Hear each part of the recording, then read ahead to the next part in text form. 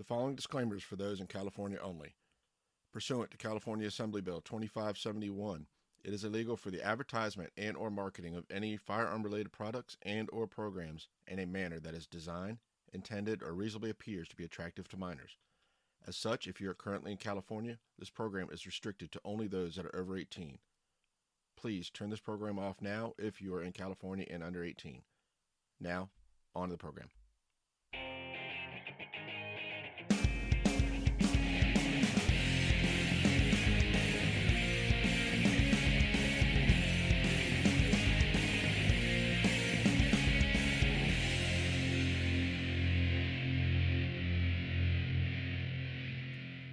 Hello and welcome to the centertenspodcast. Centertens is a podcast that discusses small bore and precision air rifle from junior shooting sports on up to NCAA collegiate and Olympic competition. And now here's your host, Adam Pearson. Hello and welcome to another episode of Centertens. This week we're going to go over the Winter Airgun Championships that were held at Camp Perry. Last week we went over the OTC's Winter Airgun information, and so we're gonna do Camp Perry this week. Camp Perry put on one hell of a show this week. I don't know if y'all were there, if anybody was at the finals, you know how close the finals competitions were. There was no runaway championships or runaway shooters throughout the entire program. It was extremely close, especially the women's rifle remained within. Pretty much for the top 5 shooters, remained within a point total across five positions. So it was incredibly close. So what we're going to do is we're going to go over the junior winners for the U15 and U18s. So the under 15 junior winners for the men's competition. Third place, you had Hunter Jenkins with a qualifying score of 1191.3. Then second place, U15 men's, was Dominic Bolivia with a 1193.4. And first place, U15, was Nicodemus Durley with an 1196.5.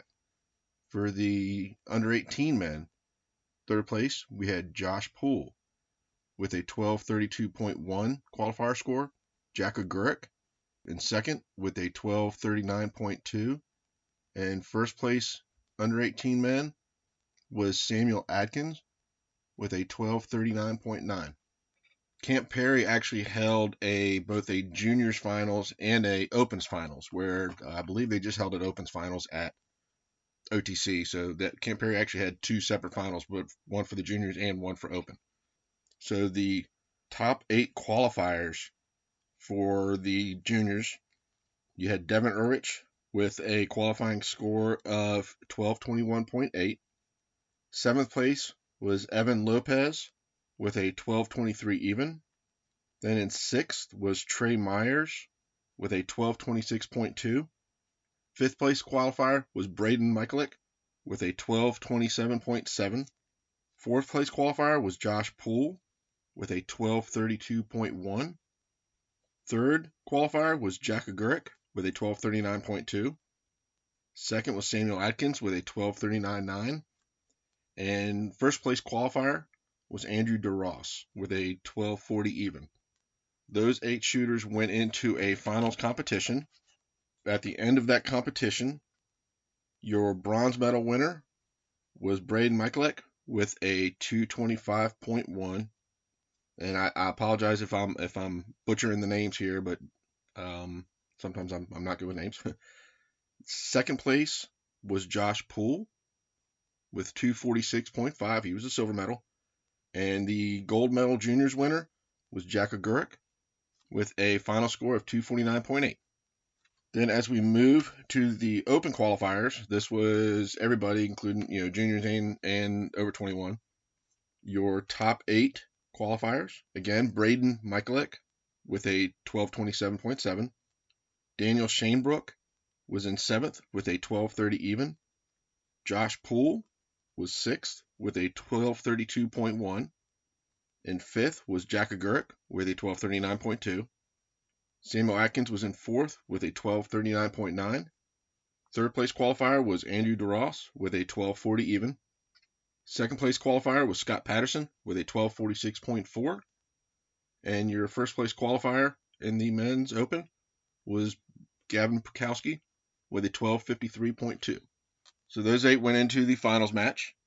At the end of that match, your bronze medal winner was Gavin Pukowski with a final score of 227.9.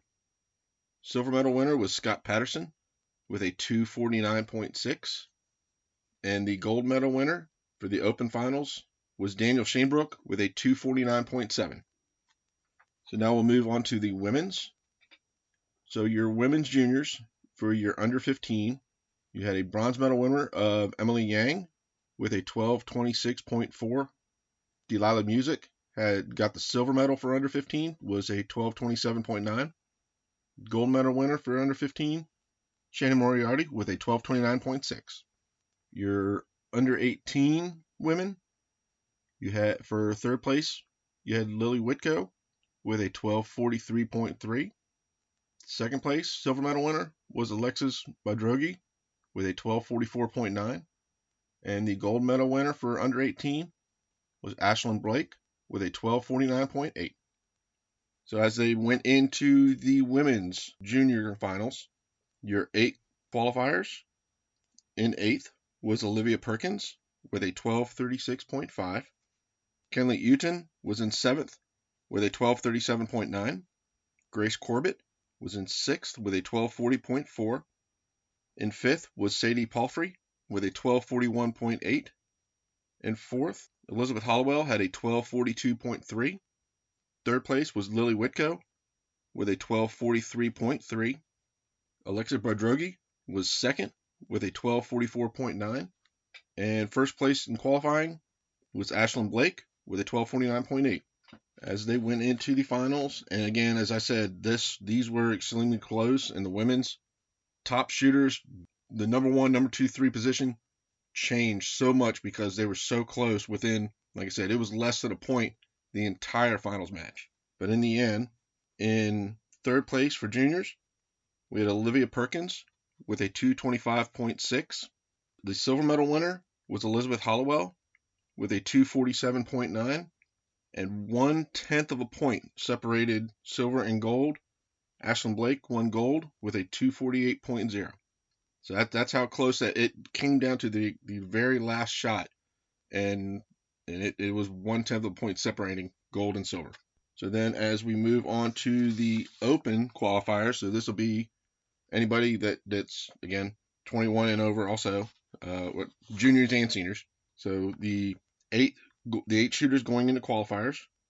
In 8th position, Yarimar Mercado Martinez. She had a score of 12:39.3. In 7th was Grace Corbett with a 12:40.4. 6th was Sadie Palfrey with a 12:41.8. In 5th place was Elizabeth Hollowell with a 12:42.3. 4th place was Lily Whitco with a 12:43.3. 3rd was Alexa Badrogi with a 12:44.9. 2nd was Alana Kelly with a 12:45.7.